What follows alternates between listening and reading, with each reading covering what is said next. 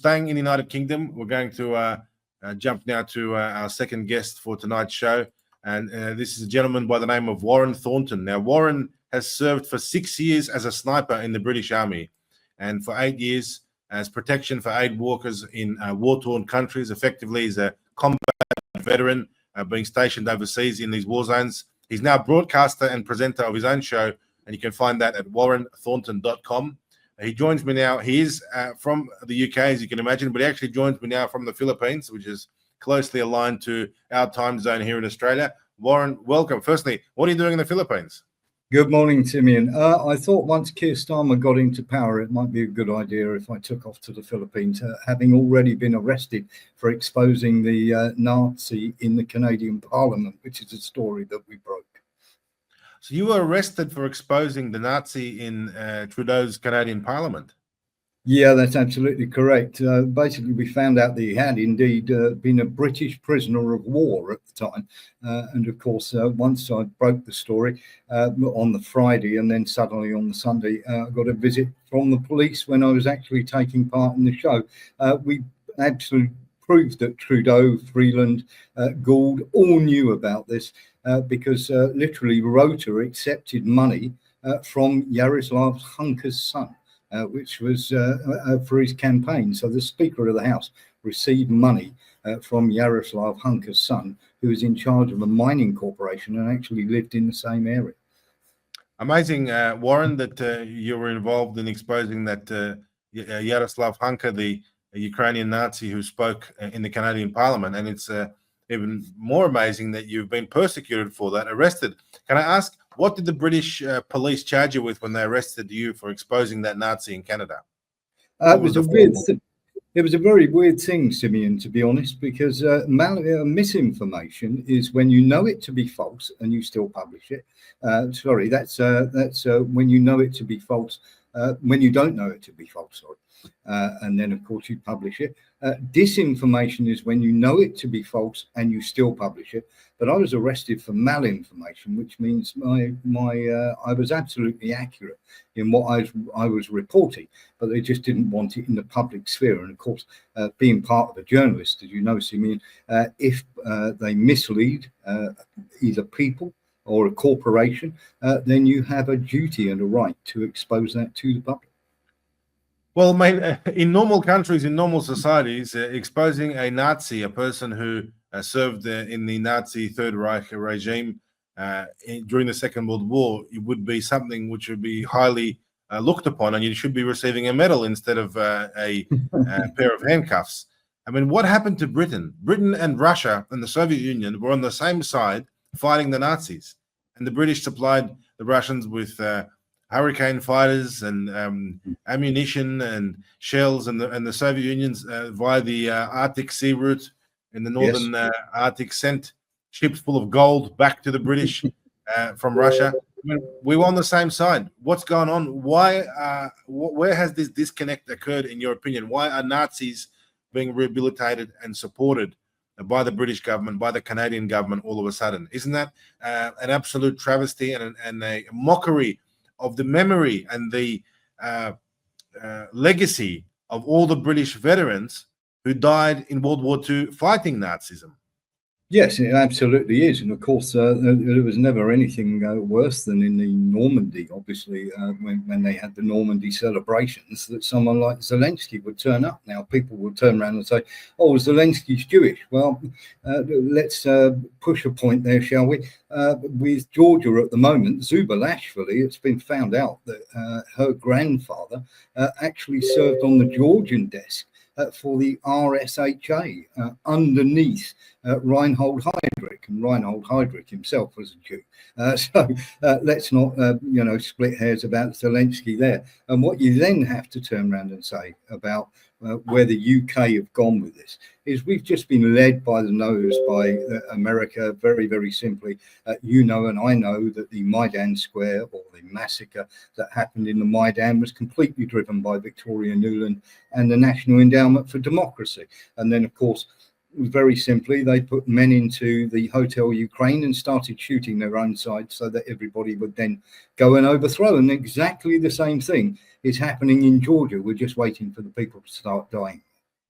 Absolutely, it's the playbook, and I do apologize. Last week's broadcast, I incorrectly referred to Victoria Nuland as Jessica Nuland, but Warren has correctly named her as the person sponsoring behind the Ukrainian Maidan of 2014. Same playbook, handing out cookies and snacks on the streets, fireworks, and paying hooligans and thugs. In fact, I read an article today that 30% of those protesters on the streets of Tbilisi, the capital of Georgia, are actually foreigners, and they're not even Georgians. So they're importing these protesters, they're paying Yes. them, and that is the classic playbook, the color revolution playbook, which the West uses. And I'm very happy and glad to say that it looks like Russia, and should I say Georgia, most importantly, the Georgian people are much more prepared, and they're not naive about these type of things.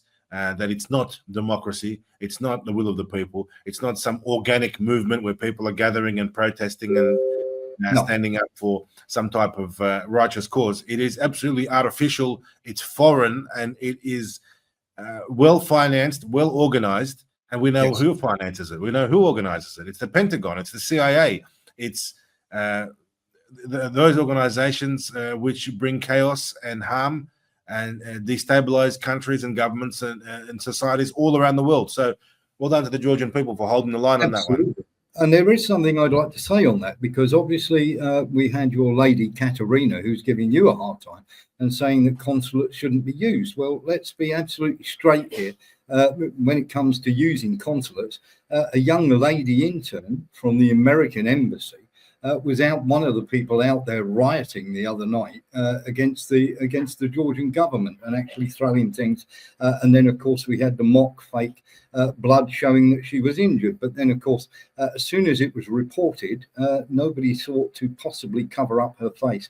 And by facial recognition, you were able to find out that she was an intern who'd been working at the US Embassy for the last 9 months. So what is the US Embassy doing on Georgian soil, throwing rocks and fireworks and missiles at the Georgian government? Absolutely. I agree with you on that, and that's something which has been also exposed, that U.S. Embassy employees are involved in protesting in Georgia.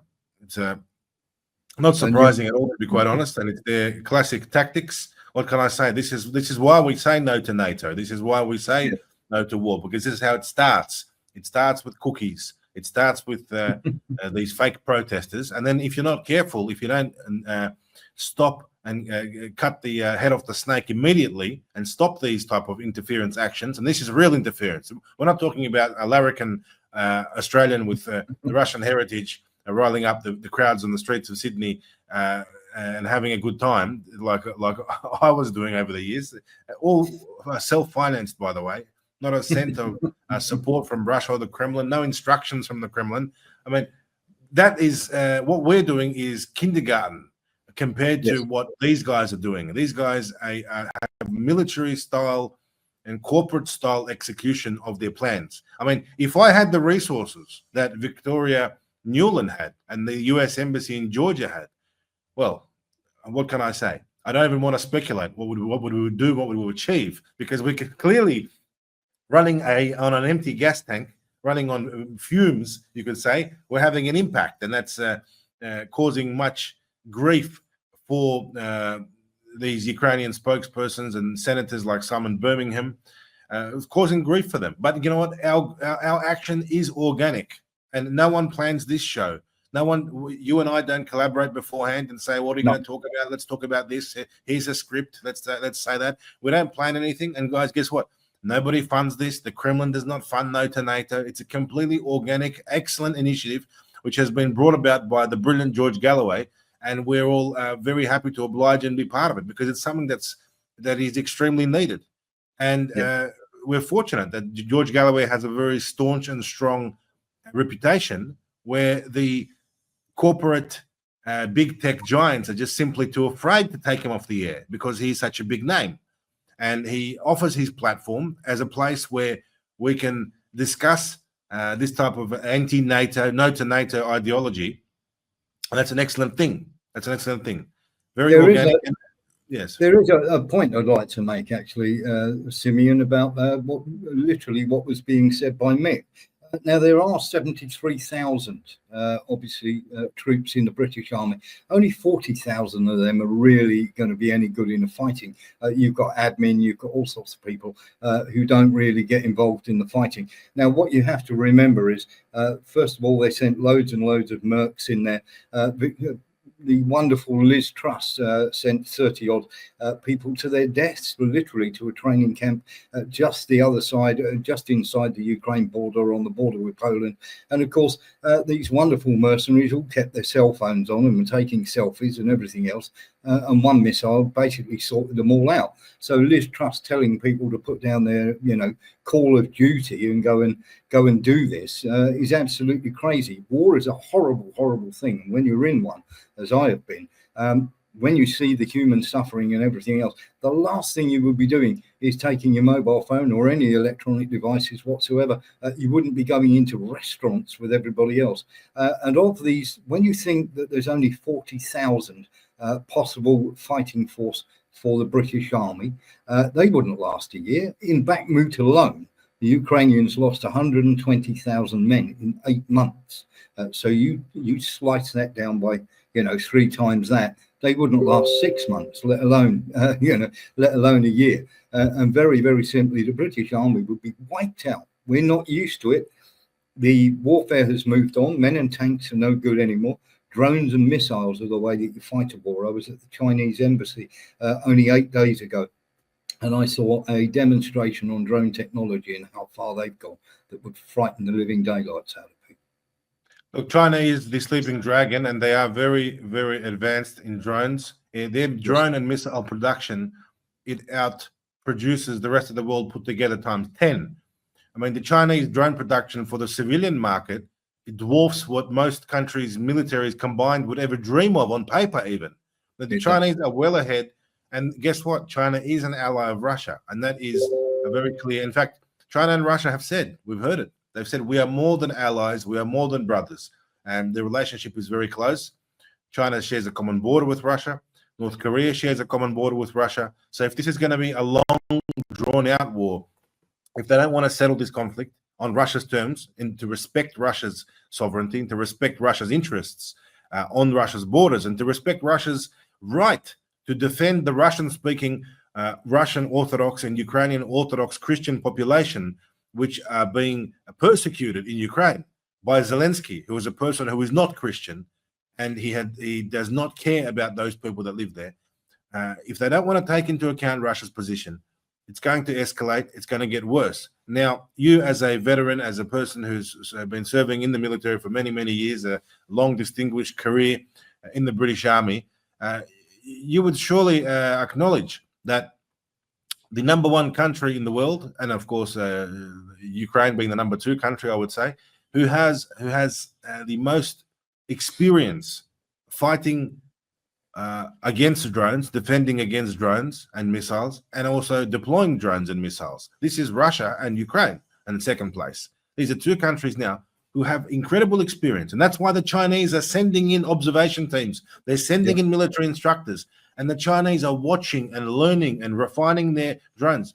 Look, just imagine Chinese manufacturing. They can commit to making 100,000 drones a week. They can just say, Guangzhou region or whatever region, they say 500 factories are going to no longer produce toy cars. They're going to produce drones. And they just switch over and they start producing, and they will outproduce. They will outproduce Australia, Britain, United States. And this is the problem. If the world, if Keir Starmer, if Biden, if Albanese, if other leaders around the world, Macron, who looks like he's on his way out as well, the breaking news from France, his government is collapsing.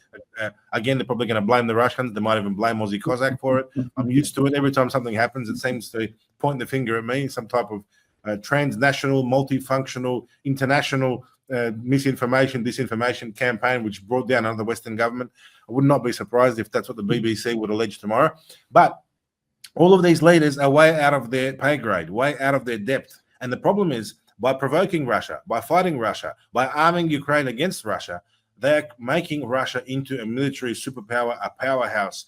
They are forcing Russia and the Russian government, the Russian people, they're forcing Putin to say things like everyone must mobilize. I mean, when the Russian Tsar back in 1914 says we are mobilizing, that's it. That means tens of millions are being drafted into the military and the country is changing its thing. When Joseph Stalin in 1941 says, that's it, we are mobilizing, it's all bets are off. The Russian bear is awake and you can't stop it. How are you going to stop it? How are you going to stop such a huge country with such huge resources, plus such huge allies? Yes, in World War II, the Soviet Union had the Americans. It had Lend-Lease. It had the British, right? It had the Arctic convoys. It had American support as well. However, that's because America, back in those days, and the British in those days, were the manufacturing hubs of the world. That is where the majority of shells, ammunition, boots, machine guns, figures, factories, that's what you had them, right? You had them. The Russians were ordering them. But guess where? And you know the answer to this question because you mentioned that you've been to the embassy last week. Who now is the number one manufacturing hub of the world? If you need something made, where do you go? You go to China or you go to Russia. And just to expound on the point here, the Chinese had drones with sensors on that they could send into a bamboo forest. And literally, I watched these things. And there was about 400 of them, and they were attacking this trench, which was about half a mile into this forest. They got in there. They didn't need it. They just pre-programmed them for exactly where they were supposed to go. They went in there and they just destroyed this trench. And to be honest with you, it was quite frightening. And another thing I will just very quickly say, that you're not going to fight for Biden. You're not going to fight for a Sunak. You're not going to fight for a Starmer. Putin is seen not only as the leader of Russia, but he's seen as a spiritual leader as well. And you fight much harder for a spiritual leader than you do a political one. Definitely. That's why people sympathize with Vladimir Putin, because he's managed to preserve a country which is taking active measures against the plight and the spread and the cancer of degeneracy.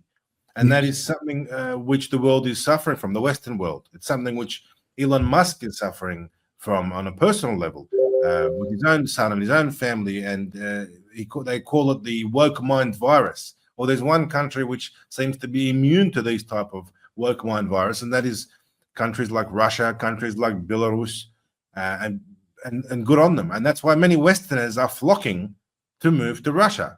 Simeon, I would turn around and say on that that I don't think Russia stand a chance, because we're going to sail over on the HMS Diversity and Inclusion, and we're all going to be coloured up in rainbow tanks and uniforms. So the Russians won't be able to see them too well. That's right. 25 years in the Gulag and half Russians for potatoes. That should fix any of these ideological indiscrepancies, let's call them.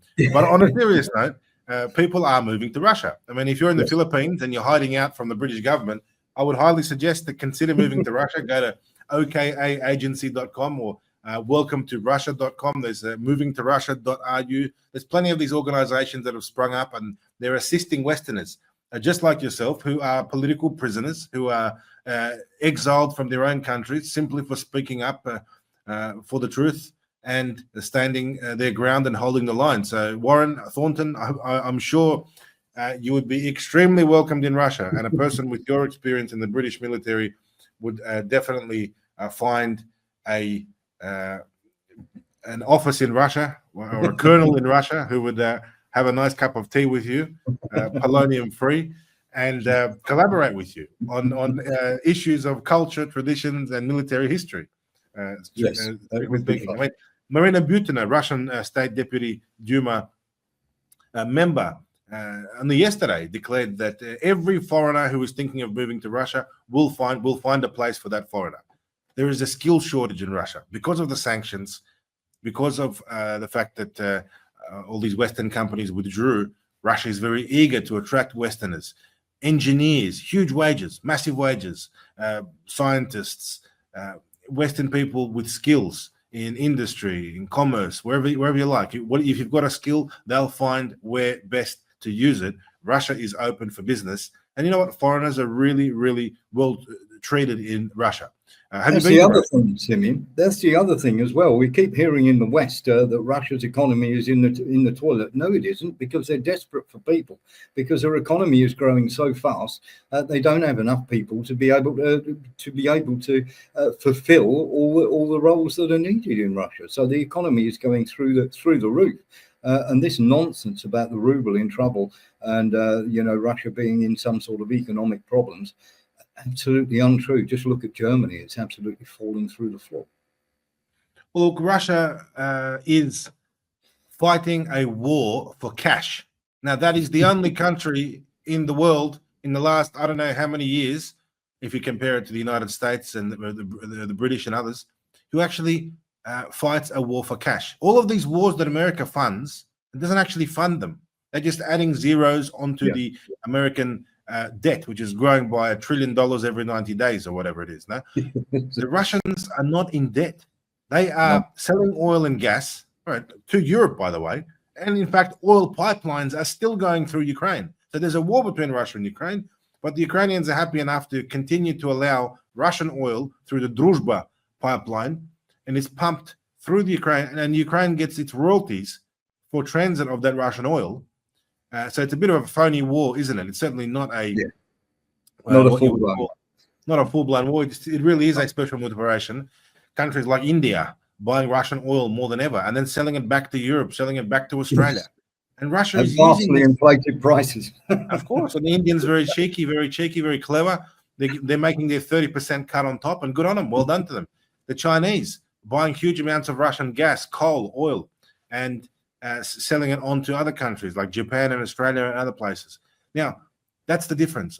The Russians are fighting a war on cash, spending 1/3 of their federal budget. So 33% of the whole budget. That's compared to countries in the West who are spending 1.5% of their GDP or 2% of the GDP maximum, or 3 or 4% would be very unusual for them to spend. Russia is doing well, and it's doing a good job considering the fact that it's up against the military-industrial complex, the military intelligence networks, and the mercenaries and instructors of 55 countries. 55 countries.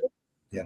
So when people say, "Oh, why hasn't Russia taken over all of Ukraine yet?" Well, Russia never sought to do that. If you look at the borders that Russia declared, they are very, very similar to the borders that Russia has, plus or minus, right?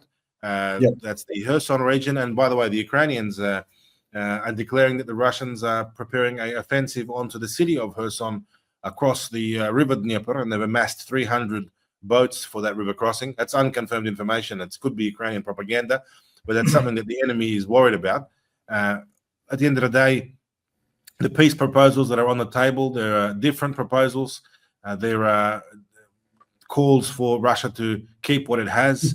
And but that's not negotiable. There is no scenario where Russia would withdraw or give up land that it's earned. I mean, this land, every meter of that land, every meter, especially if we're looking at Donbass and looking at Donetsk, places like Bakhmut, Artyomovsk, or Avdiivka, every meter, every block, every street of these cities, house to house, building to building, the old-fashioned way, right? The old-fashioned way, just like Pavlov's house in Stalingrad, was fought for and taken. Some buildings being fought over for weeks and weeks and weeks.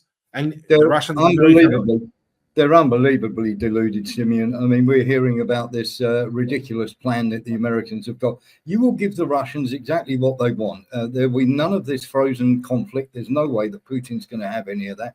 There is no joining NATO in 5, 10, 20, 30 years. There really isn't.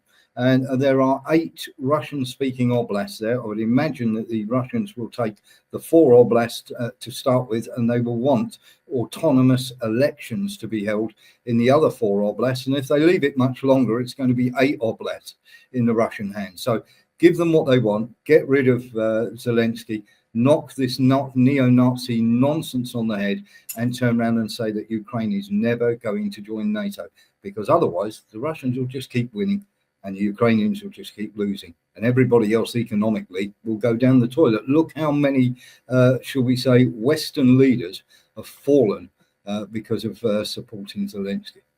The curse of Zelensky's handshake. Yes. strikes again. The South Korean president also became a Yes. victim of that curse. The latest Oh, victim. I do mean to ask you, Simeon, have you seen any North Koreans under the bed lately? Well, the allegations are that there are many North Koreans. In fact, an Australian mercenary fighter from Queensland Yes. told the Australian news outlet news.com.au yesterday that he has killed North Koreans. I mean, of course, no No proof. evidence given, no photos provided, no evidence whatsoever. No. Now, the thing is, the Western propaganda machine is alleging that North Koreans may be operating in Kursk region. But the problem for the West is that the Kursk region is part of Russia's pre-war undisputed sovereign territory. So It is. if Russia allows North Korean troops or Syrian troops or Iranian troops or Kazakhstani troops or Belarusian troops or whoever or whatever, Chinese troops, whoever they like, if they allow them onto Russian territory, the West can't say anything. I mean, I understand if North Korean troops were fighting outside Kiev. Okay, it would be a bit alarming. You could say, oh, well, that's not very nice, is it? But that's not happening.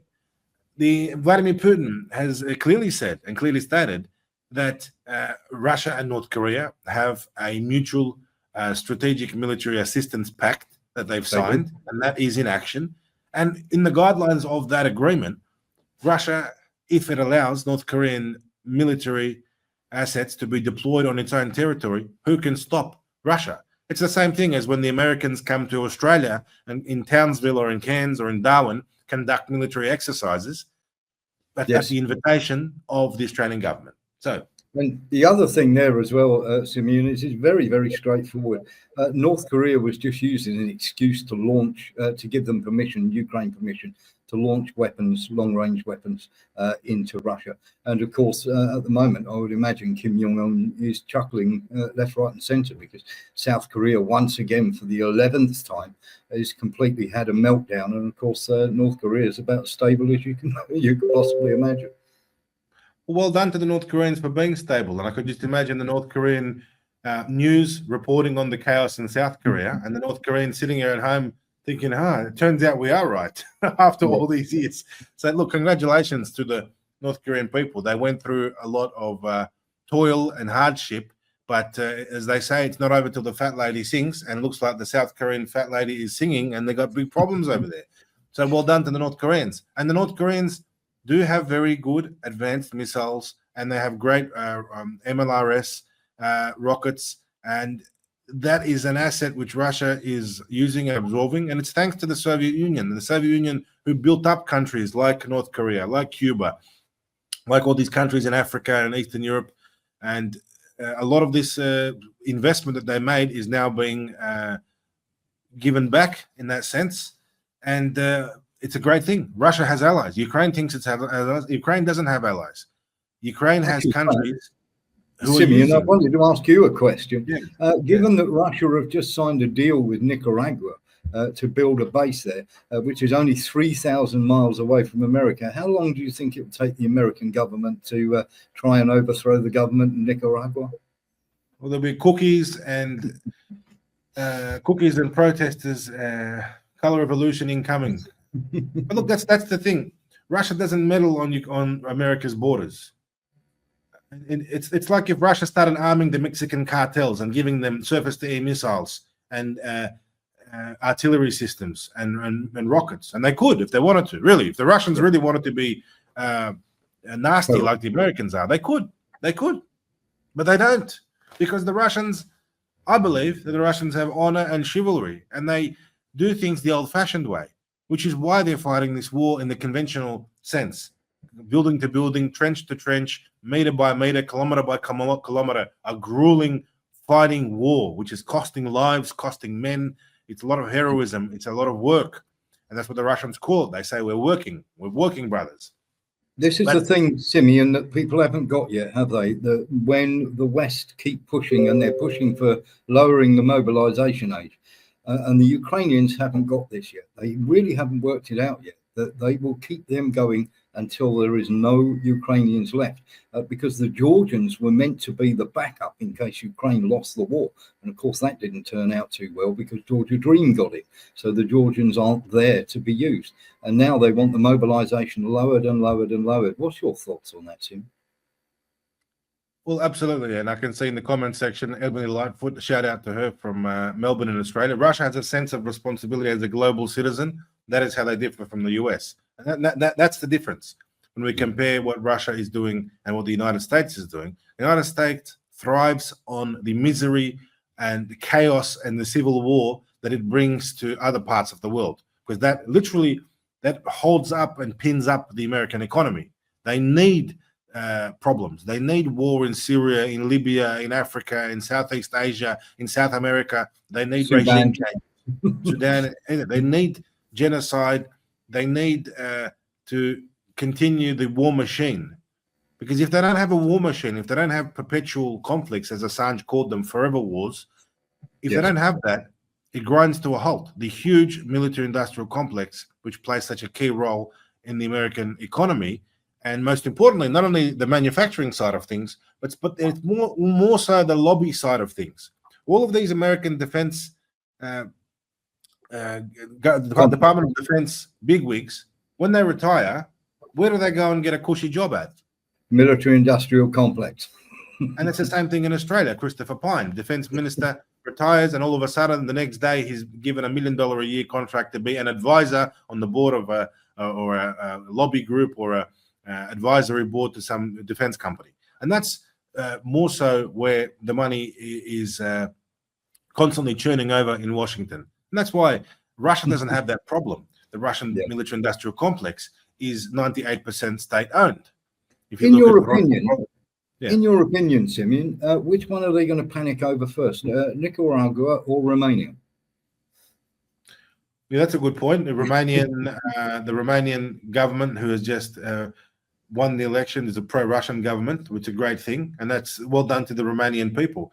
Romanian people, again, Christian Orthodox, they identify very closely, sympathize with the Russians, and it's no surprise that a pro-Russian government has come to power there. Again, they want to blame Russia for that, but it's only natural that in Hungary the people are sympathetic to Russia, that in Slovakia the people are sympathetic to Russia, and in Serbia, of course, hands down, they're sympathetic to Russia, and they always have been. And all around Europe now, these governments that are sweeping to power are sympathetic to Russia, because Europeans, especially Germans, East Germany especially, they do not want another European war. And they can see daily the trains going east loaded with tanks and armored personnel carriers through their villages and towns. They can see on the highways the trucks loaded with NATO gear, and they realize that Europe is going to war. And if you want to go to war with Russia, okay, you can, but just know Russians are ready, and Russia has a head start. Russia has a head start in the war that is about to, you could say, or is already underway, World War III, because Russia has been preparing for this. Thanks to all the sanctions that were put against Russia, thanks to all the economic sanctions and sanctions on spare parts, and I mean, Australia even put sanctions on bolts and nuts and screwdrivers to Russia. That's the extent of it all. But it's thanks to that Russia managed to slowly, gradually adapt and fill those gaps in the sanctions. And that's, again, another reason why Western specialists, and if you're watching and you are an engineer or you're a skilled worker, or you have a trade, you're a welder, you're a shipbuilder, whatever you're doing, whatever you are, I encourage you, go to okagency.com or another Russian group, or ring up your nearest Russian embassy or consulate and tell them, I'm good at this, I want to move to Russia, can you find me a job? And they will find you a job. You can move from Southampton to St. Petersburg, and you can build ships for the Russian military. So it sounds like I'm recruiting here. We'll probably get shot. The recruiting place, it's not such a bad idea, but you have to remember that even Henry Kissinger turned around and said that literally being an enemy of America is a bad idea. Being a friend of America is absolutely lethal. We need, as Europe itself, but definitely the UK, needs to edge away from America, unless, of course, because Trump eventually, I would imagine, is going to go into Israel. There's going to be a problem there, and there's going to be a problem with China eventually as well. So being a friend of America never works out well for anybody. Indeed. I think that a lot of people are waking up, and the key to waking more people up is to supporting broadcasts like this and supporting your work, Warren Thornton. Check out Warren's website. It's warrenthornton.com to keep track of his excellent journalism and work. He's a British journalist, former sniper. He's a veteran of the British Army, forced to be in exile in the Philippines. Warren, of course, if you need to go to Russia, go there, drop my name, say the Aussie Cossack sent you, and I'm sure they'll look after you. They'll set you up there. Thank you very much. It's quite warm and balmy in the Philippines, and I get a nice warm welcome from the Chinese embassy.